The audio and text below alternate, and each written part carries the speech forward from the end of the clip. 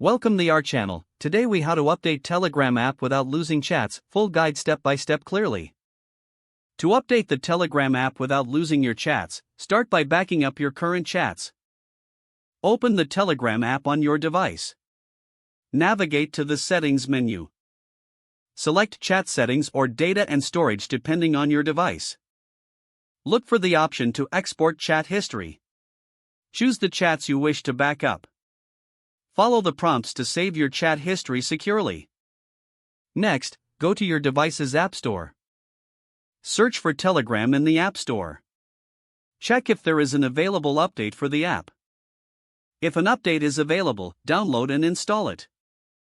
Once the update is complete, open the Telegram app again. Log back into your account if prompted. Your chats should still be intact after the update.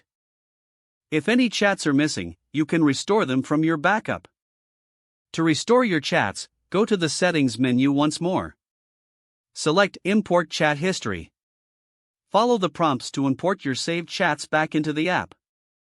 After importing, verify that all your chats are visible and accessible. You have now successfully updated Telegram without losing your chats.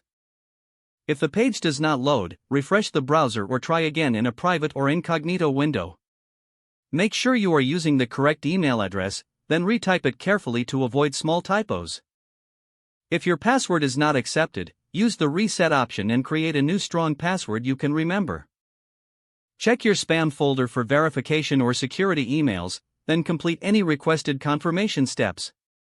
Enable two-factor authentication if available to improve account security and reduce unauthorized access risk. After signing in, review your profile details so your contact information and settings are accurate and current. If you see an error message, note it down and try again after restarting your device and internet connection. Log out when you finish, especially on shared devices, to keep your account and payment information secure. If the page does not load, refresh the browser or try again in a private or incognito window. Make sure you are using the correct email address, then retype it carefully to avoid small typos.